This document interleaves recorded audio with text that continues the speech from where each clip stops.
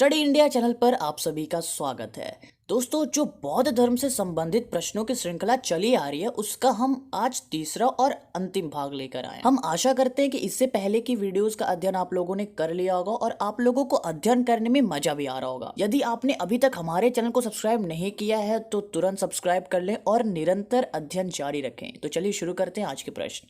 तो हमारा आज का पहला प्रश्न है, ज्ञान प्राप्ति के बाद सिद्धार्थ किस नाम से जाने गए?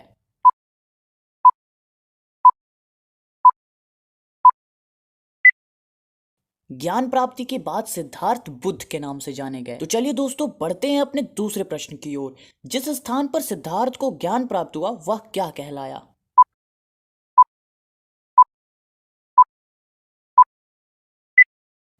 जिस स्थान पर सिद्धार्थ को ज्ञान प्राप्त हुआ वह स्थान बोध गया कहलाया। तो चलिए दोस्तों, अब बढ़ते हैं अपने तीसरे प्रश्न की ओर।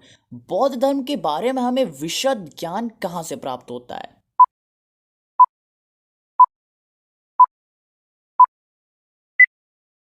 पाली त्रिपिटक से। तो चलिए दोस्तों, अब बढ़ते हैं अपने चौथे प्रश्न की ओर। तृष्णा को क्षीण हो जाने की अवस्था को बुद्ध ने क्या कहा?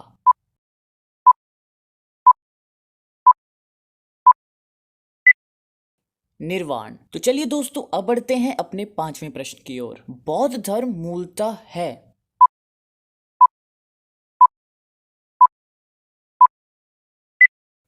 अनीश्वरवादी। इससे आत्मा की परिकल्पना भी नहीं है। तो चलिए दोस्तों, अब बढ़ते हैं अपने छठे प्रश्न की ओर। बौद्ध धर्म में मान्यता है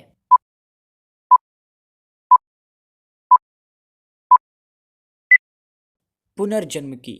तो चलिए दोस्तों, अब बढ़ते हैं अपने सातवें प्रश्न की ओर। विश्व दुखों से भरा है का सिद्धांत बुद्ध ने कहां से किया?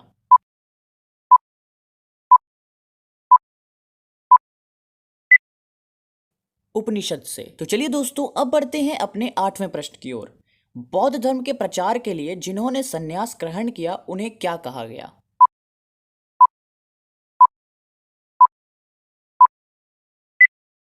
भिक्षुक। तो चलिए दोस्तों, अब बढ़ते हैं अपने नौवें प्रश्न की ओर। गृहस्थ जीवन व्यतीत करते हुए बौद्ध धर्म अपनाने वालों को क्या कहा गया?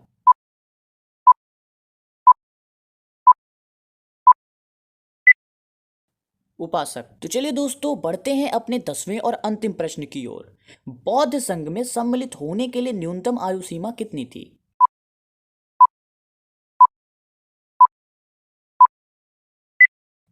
15 वर्ष।